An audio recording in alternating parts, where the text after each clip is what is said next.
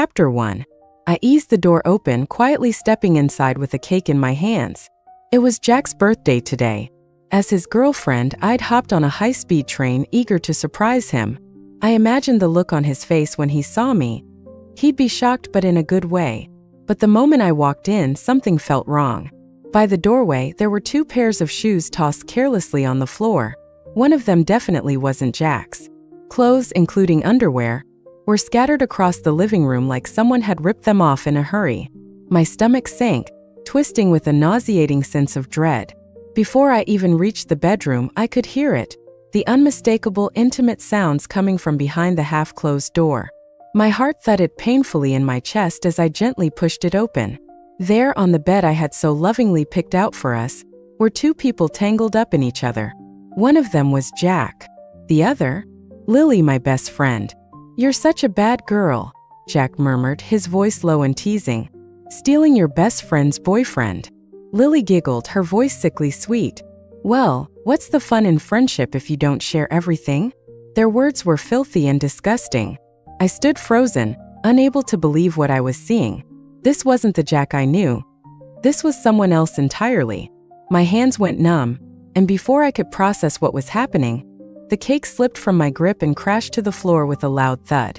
The noise startled them, and they both turned toward the door, their eyes wide. I didn't wait for them to speak. I couldn't.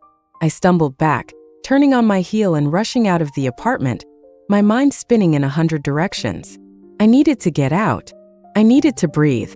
Jack scrambled after me, barely throwing on his clothes. "Anna, wait. Please just let me explain," he shouted, his voice desperate. But I didn't stop. I ran down the stairs, out of the building, and into the street. My heart was pounding, my chest tight, as I tried to outrun the betrayal, the pain. Suddenly, the sharp sound of a car horn yanked me back to reality. Headlights blinded me, and before I could even think, I felt the impact. There was a loud crash, just like when the cake hit the floor. Except this time it was me. I hit the ground hard, pain overwhelming every part of me. And then nothing. I floated above the scene, watching as my lifeless body lay crumpled on the pavement.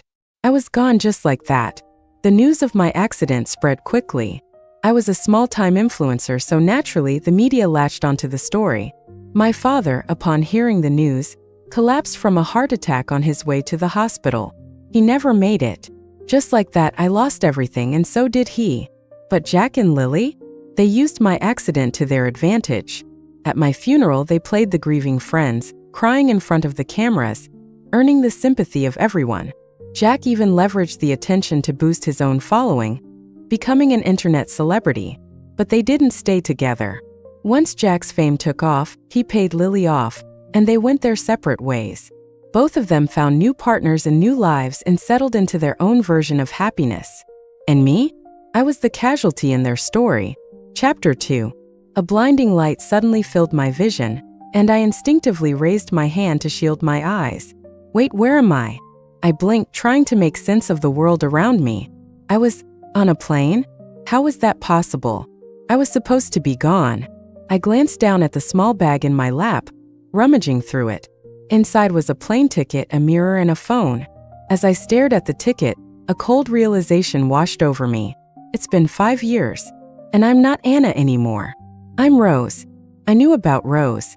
Lily had mentioned her before, her younger sister, who had been studying abroad.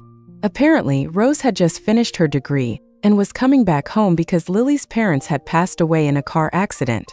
With no one else, Rose was staying with Lily for the time being.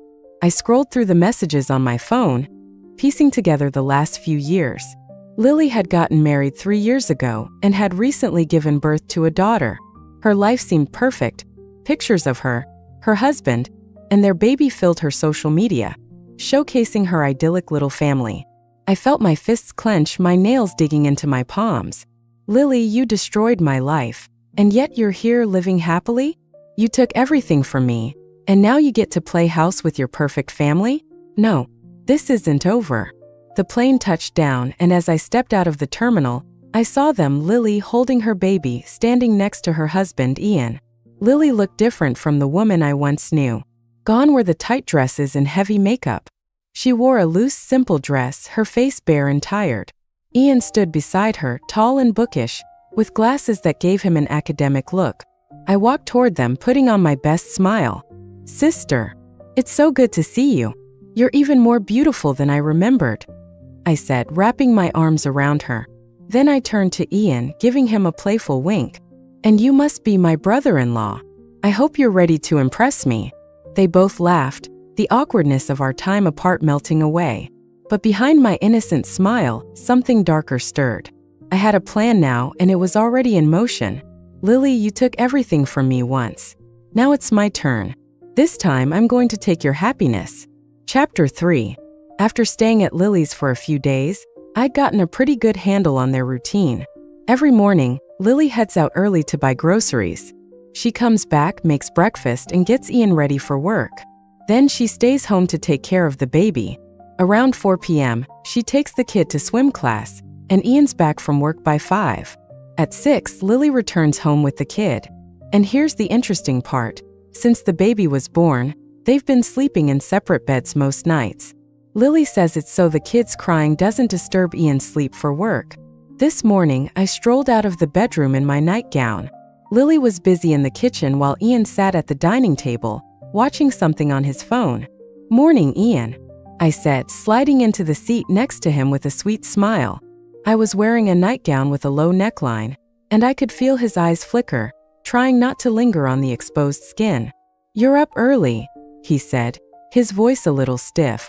I pouted, playing the part of a frustrated young woman. "I've been lazing around for days. I really should start looking for a job." Before Lily could come out of the kitchen, I stood up, pretending I needed to go change. As I did, the neckline of my gown dipped a little further, revealing more of me than I intended. Or rather, exactly as much as I intended. I felt Ian's gaze lock onto me, unable to look away. When I came back, I changed into something breezier. A light summer dress that showed off my slim waist and long legs. To be young. Youth is such a powerful thing, isn't it? After breakfast, I followed Ian out to the elevator as he left for work, casually keeping pace with him. The elevator was small, and the space between us was practically non-existent. I could hear his breathing just a little quicker than usual. I looped my arm through him, letting my chest brush ever so slightly against his arm. "Guess where I'm going for my interview today?" His breath hitched, and when our eyes met, he seemed to catch himself. "Where?" he asked, though his voice was a little too casual. I pouted again. "You didn't even try to guess. You don't care at all, do you? Fine, I'll tell you. It's at your company." With my background in overseas education, getting a job at Ian's company was a breeze. It wasn't long before I was his colleague, and with that, we were commuting together every day. On the way to work, I'd sit in the passenger seat, chatting with Ian, making him laugh. Occasionally, I'd let my dress slip just a little, showing enough to keep him intrigued. But then I'd look at him with innocent eyes as if I didn't notice at all. By the time we got home, I'd pull back, playing the dutiful, distant sister-in-law in front of Lily. No need to let her suspect anything too soon. Chapter 4. One evening, Ian went out for drinks with some friends. By the time he came home, it was late. Lily had already gone to bed with the baby, and the house was quiet. I waited until I heard the sound of keys at the door. Then I quickly dashed into the bathroom, stripped down, and turned on the shower. As the steam filled the room, I stood there, completely exposed, waiting. I knew Ian's routine well by now. Whenever he came home drunk, he'd head straight for the bathroom. Sure enough, the door creaked open, and there he was, fumbling with his zipper, not expecting anyone. He froze when he saw me standing there naked in the soft light of the bathroom. For a moment, neither of us moved. Then, realizing what had happened, I gasped and turned my back to him, pretending to be shocked and embarrassed. I didn't know you were coming in," I stammered, my voice low. "Please get out." But the alcohol had emboldened him. He took a step closer, his hand reaching out toward me. I shot him a playful glare over my shoulder, my voice soft but teasing. "Lily's in the other room. You really should go." His eyes lingered on me, taking in every inch of my body, his hand still hovering in the air. After what seemed like an eternity, he finally pulled back and left the room, though it was clear he didn't want to. As the door clicked shut, I smiled to myself. There's nothing more enticing than something you can see but can't touch. After that, Ian's gaze on me changed. There was a hunger there now, something more primal, more dangerous. And me? I carried on as if nothing had happened, playing the innocent girl, all wide-eyed and pure. On my days off, I would help Lily with housework. It was strange to see her like this. Once the life of the party, now playing the perfect stay-at-home mom. Her days were filled with cooking, cleaning, and taking care of the baby. One afternoon, we were sitting in the kitchen, peeling beans together. I gave her a casual glance and asked, "Sister, why don't you go out anymore? You don't miss hanging out with your old friends?" Lily didn't even look up. "I'm too busy with the kid and cooking for you guys.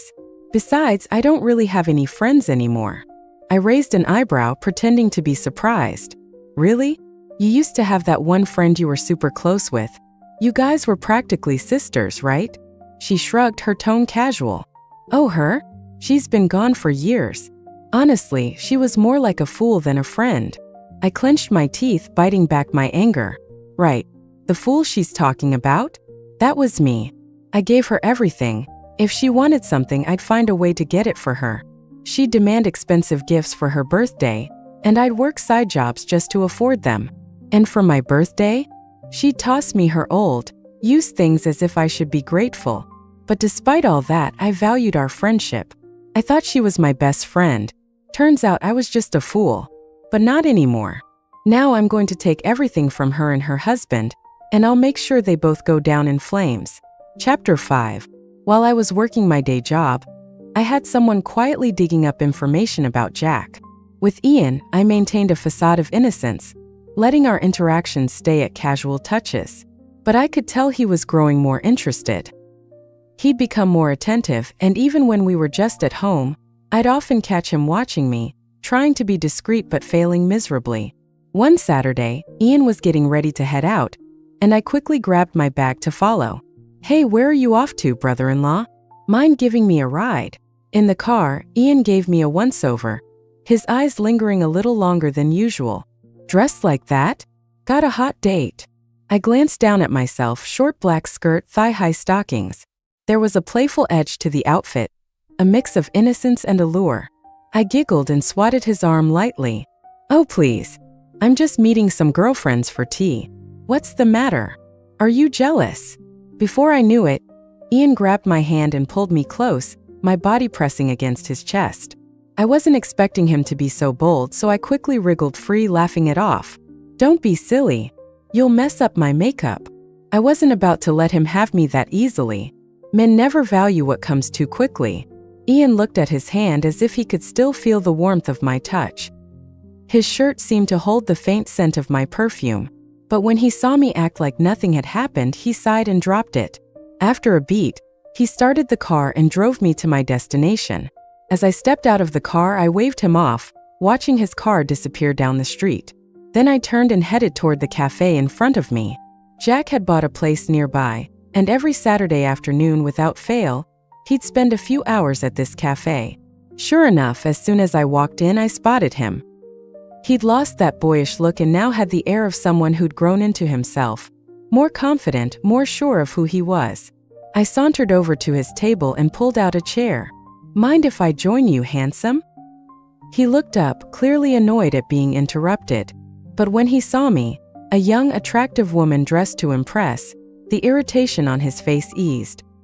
He glanced around at the empty tables, and then back at me, clearly puzzled as to why I'd chosen his. I clasped my hands together, giving him my best puppy dog eyes. "Please? I don't even like coffee, and if I sit alone, they'll make me order something. But if I sit with you, they'll think we're together, and I can get away with just sitting here." He seemed to relax at that. Turns out he wasn't a big fan of coffee either. I knew that already, of course. He hated the stuff but still spent hours here every weekend, probably to avoid going home to his wife. Through some careful digging, I'd learned all about Jack's marriage. He'd married the boss's daughter. Sure, it helped his career, but he couldn't stand her. They had absolutely nothing in common, and he was constantly finding excuses to be anywhere but home. I kept the conversation light, mentioning that I was waiting for a friend. I casually dropped hints about things we had in common. Our favorite singer and the same movies we both loved. It only took a couple of hours before I noticed the change. Jack was talking more, his eyes lighting up as he realized how much we shared.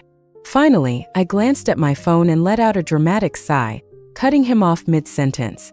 Ugh, my friend just canceled on me. And here I've been waiting for her for 2 hours. Jack shot me a sympathetic look. Well, at least you made a new friend today. I brightened up instantly. A new friend, huh? So, can I add you on Facebook? He hesitated for a moment but then pulled out his phone. Sure, but I might not always respond right away. I pouted, teasing him. Seriously? Making the girl add you first? Where's your sense of chivalry? He chuckled, amused. All right. How about this? I'll send you a friend request instead, Miss Beautiful. Chapter 6. After adding Jack on Facebook, I resisted the urge to message him right away. Being too forward would only make me seem desperate. After adding Jack on Facebook, I resisted the urge to message him right away. Being too forward would only make me seem desperate. But I didn't want to fade from his memory either. Every few days, I'd post a carefully curated selfie on my timeline. Always styled to match his type. Just enough to remind him I was still around. Soon enough, though, I didn't have much time to think about Jack.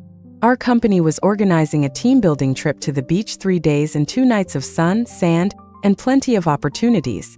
I put a lot of thought into what I'd pack for this trip. The morning we were set to leave, Lily busied herself packing Ian's suitcase, making sure everything was in order before handing it to him. Take care of Rose, okay? She said, smiling sweetly. She can be a handful. Ian glanced at me, a strange expression flickering across his face. I wouldn't worry about her, he said lightly. Rose has plenty of admirers at the office. I'm sure there'll be no shortage of people wanting to take care of her. I just smiled, playing the part of the innocent younger sister. After a long, exhausting trip, we finally arrived at the resort. Once I changed into my swimsuit, I made my way to the hotel lobby, where most of the team had gathered. My deep burgundy bikini hugged my curves in all the right places, the color making my skin appear even fairer. The design was just revealing enough to draw attention but not so much as to seem too obvious. I could feel the attention shift as soon as I walked in. The men barely tried to hide their stares.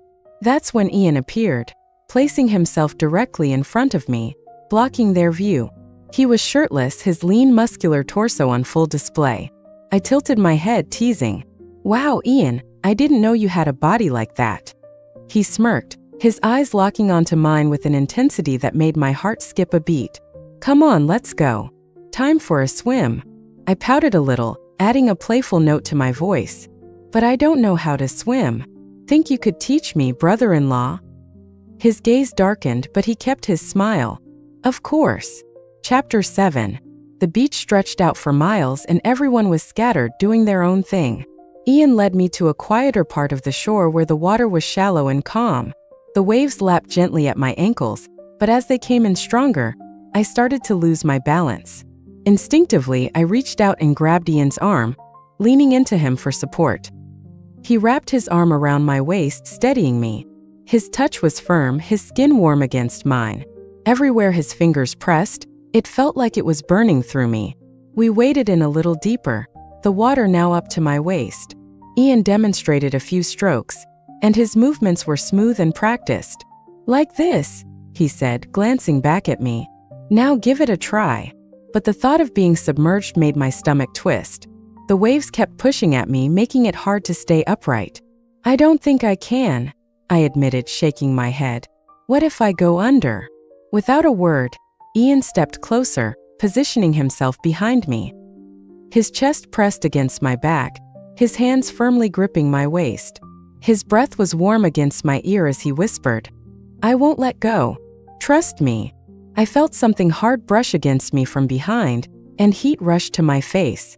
My cheeks were burning, but I didn't pull away. As I attempted to swim, Ian kept one arm around my waist, the other just beneath my stomach, guiding me through the water. But as we moved, his hands began to wander, lingering on my skin longer than necessary. His fingers traced slow, teasing circles across my stomach, pressing lightly against my lower belly. I pretended not to notice, focusing on my strokes, but it was getting harder to ignore the way his touch was making me feel. Then, without warning, his hand slipped lower, slipping beneath the fabric of my bikini. I gasped, my body going limp as I collapsed against him, my breath catching in my throat. Ian held me tighter, his lips brushing against the side of my neck. His kisses trailed down to my shoulder, slow and deliberate. One arm stayed firmly around my waist while the other explored further, his touch growing bolder. For a moment I let myself get lost in it, the heat, the tension. But then reality snapped back into place. I twisted away, breathless, pushing him back. We can't do this, Ian. I looked up at him, my eyes wide, pleading. Lily, she's your wife. She gave you a child. We can't betray her. He was breathing hard, his chest rising and falling, clearly frustrated by the interruption. His lips were still parted from the kiss, his eyes dark with lingering desire. But before he could say anything, I took advantage of his hesitation. I pulled away and made my way back to the shore. Chapter 8. That night we all gathered around the bonfire, playing games and laughing like carefree kids. I did my best to avoid Ian's gaze, keeping my attention firmly on the conversation with my coworkers. But it was impossible to ignore the tension simmering between us. Soon enough, the next game started, Truth or Dare. To my surprise, both Ian and I were picked to play. He stood on my left. I could feel his presence like a slow burn, even without looking at him. When it was Ian's turn, he drew a dare. Kiss the person to your right for 1 minute. The crowd immediately erupted into cheers and whistles, all eyes on us. I could feel my cheeks heating up as I realized I was the one standing to his right. Before I had time to react, a few of the others gently nudged me toward him, closing the distance. Ian didn't hesitate. He took hold of my shoulders, pulling me in closer, and then his lips met mine. The crowd's playful jeering grew louder, but at that moment, it all faded into the background. His kiss was gentle, almost cautious, just a soft press of lips, clearly mindful of the eyes on us. But just as the timer hit a minute, before he could pull away, I leaned in and teasingly flicked my tongue against his lips.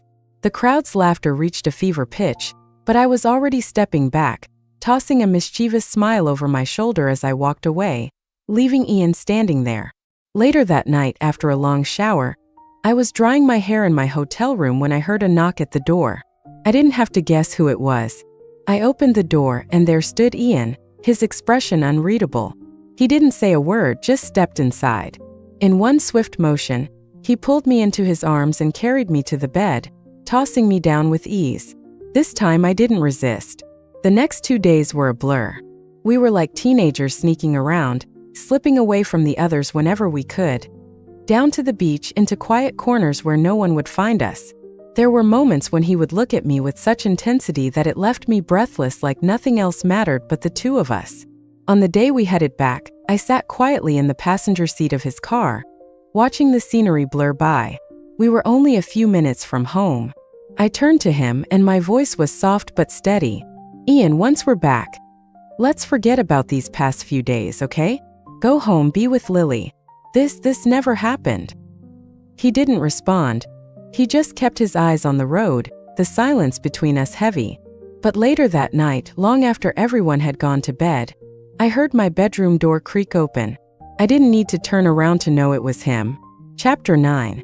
Lily continued her homemaker routine, but one day she confided in me, distressed over Ian's coldness and asking if I'd seen any women approaching him at work. I sincerely assured her, "No, sis. Don't worry, I'll keep an eye on him. He's just busy." Then I suggested she buy a sexy nightgown to rekindle their romance. I had no fear she could win Ian back. Her figure had changed significantly, and wearing such attire would probably backfire. As expected, although Ian slept in her room that night, he still came to my room in the middle of the night. Having secured Ian, I turned my attention back to Jack, chatting intermittently on social media. Meanwhile, I created a fake profile, posing as a wealthy man, and added Lily. Feeling lonely and frustrated, Lily quickly opened up to me, the fictitious man. Soon, Jack wanted to meet at a hotel. The real game began. I agreed but insisted on booking the hotel myself. I set up cameras in the room and drugged the drinks. On the other end, using the fake profile, I lured Lily out, playing on her loneliness. Before she left home, I coaxed her into drinking the drugged water. The drug would ignite their primal desires, making them feel as if they were in a dream. I texted Jack, claiming I was stuck in traffic, and persuaded him to drink the room's water, shyly asking him to turn off the lights. When Lily knocked on the hotel room door, they were both already desperate for release, quickly entangling themselves. Once they were done, they sobered up, shocked to see each other. Jack, why is it you? Lily, where's my sweetie? Sweetie was the fake name I used with him. Confused and unable to explain, they parted on bad terms. I immediately deleted the accounts I used to contact them. Chapter 10. Lily, perhaps out of guilt, treated Ian with excessive tenderness over the next few days. Feeling her warmth, Ian was conflicted and didn't visit me for a few nights. I wasn't worried. I posted the footage of Jack and Lily's infidelity online on a bright sunny day. Lily was just an ordinary housewife, but Jack was a well-known internet celebrity, especially since he had gained fame with a deep affection persona, and later received blessings when he married his boss's daughter. But now his image was shattered. The video quickly went viral, with netizens digging up old photos from my case, noticing Jack and Lily's disheveled appearance at the scene. This revelation thrust them into the spotlight. Oh my God, were they involved while Anna was still around? Could they have caused Anna's accident?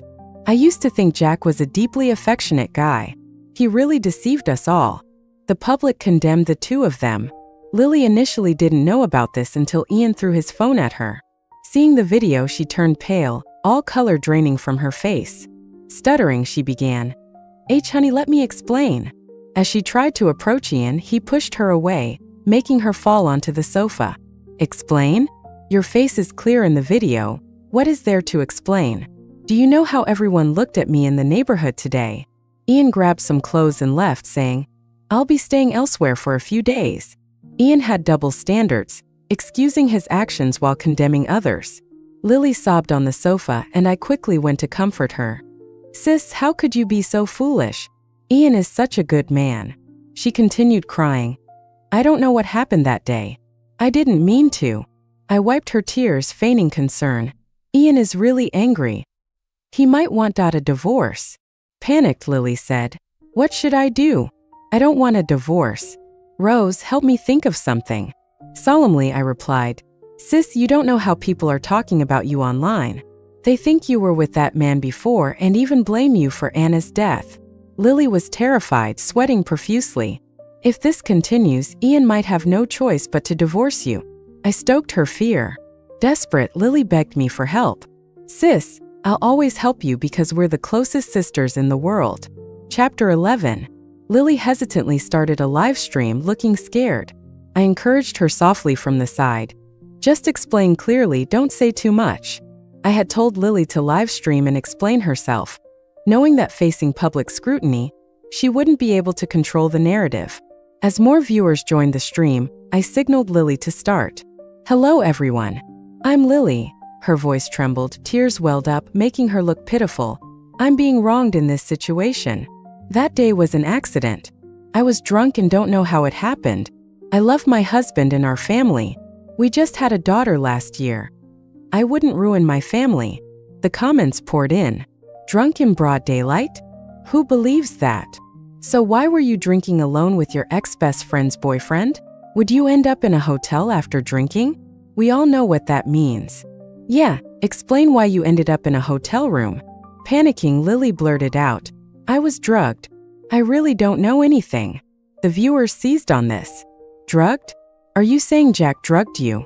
Reluctantly, Lily nodded. "Yes, Jack drugged me. He pretended to be an old friend to lure me out and drugged me."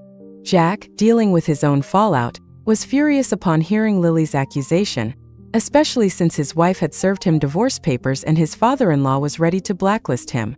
Seeing Lily pin all the blame on him, he lost his composure, joining her live stream. Lily hesitated to accept, but viewers pressured her, questioning her credibility if she refused. The stream's viewership soared past 1 million. Jack appeared on screen furious. "You're saying I drugged you? You think I'd look at you with your out-of-shape body? You set me up with a woman and then pulled a scam." His eyes were cold. "If you want money, just say so. Stop pretending." Humiliated in front of millions, Lily retorted, "You tried to force yourself on me before, and then paid me hush money. Confidently, she said, "I'll find the transfer records to prove it." To prevent more outbursts, she ended the stream. Chapter 12. Though the stream ended, the scandal's heat only intensified, with most people believing Lily. Jack's words now seemed futile. Admiringly, I told Lily, "Sis, you're impressive. Everyone believes you're the victim now." Though temporarily vindicated, Lily was still anxious. Seizing the moment, I went to persuade Ian to return home. "Brother-in-law, you saw it. Sis is the victim. Forgive her this time." I clung to his arm, pleading. Ian remained conflicted. Cuddling closer, I whispered, "Don't you miss me? You don't know how much I miss you." Intrigued, he asked, "How much?" Placing his hand on my chest, I blushed. "Feel my heart and you'll know." Gripping me tightly, he wanted more, but I stopped him. "Let's go home. I want you to go back with me, please." Eventually, Ian returned home, but his attitude towards Lily remained cold, while he became bolder with me. Lily, busy in the kitchen, remained oblivious to our kisses in the living room or our secret showers together. Even as she slept with the child, Ian and I shared intimate moments in another room. Covering my mouth to stifle my sounds, Ian's increased fervor made it thrillingly dangerous. Unaware, Lily continued her routine. As the scandal cooled, fewer people discussed it. Time to stir the pot once more. Using an anonymous account, I posted the chat logs from my fake profile with Lily. In the chats, Lily expressed her loneliness and sent seductive photos, eagerly accepting hotel invitations. The scandal reignited, trending once again. I knew they were both scum. Her story never added up. My feelings were played. Both are despicable. Lily locked herself in her room, emerging cautiously after a day. Seeing Ian hadn't filed for divorce yet, she relaxed slightly. I sympathetically served her food. "Sis, eat up. You must be starving." She didn't notice Ian's hand caressing my leg under the table, feeling touched. "Thank you, Rose, for always standing by me." Turning to Ian, she said, "I'll strive to be a good wife." I smiled. "We're your family. Of course we stand by you." Lily continued her homemaker dream, avoiding her phone and wearing a mask when out, pretending nothing had happened. Until one day, I sent her a message, luring her home early from the child's swimming lesson. The door was left slightly open on purpose, just for her to see. I let out deliberate sounds, asking Ian, "Brother-in-law, who do you like more, me or sis?" Without pausing, Ian replied, "You, my sweet Rose, my dear Rose." Hearing a loud crash from the door, we turned to see Lily stunned. Lily rushed to hit me, but Ian blocked her. Her face twisted with rage, she shouted, "What are you doing? Rose, how could you seduce your brother-in-law?" I calmly dressed. "Sis, isn't a best friend stuff meant to be shared? That includes your husband." Just as she had said when she and Jack betrayed me. Unable to touch me, she cursed profusely. I chuckled. "Didn't you sleep with your best friend's boyfriend? You can dish it out but can't take it." Ian, frowning, pushed her away. "Enough. If you can't handle it, we'll divorce." Collapsing to the ground, she sobbed. "Divorce? I won't let you two off that easily. I'll expose your affair." Indifferently, I said, "Go ahead. Who will believe you? See if anyone sides with you." She could only stare at me with hatred. Chapter 13. Ian filed for divorce. Lily's infidelity was proven, leaving her with minimal assets and no custody of the child. Accusations of our affair lacked evidence, and no one believed her. Everyone saw her as a liar trying to extort more money.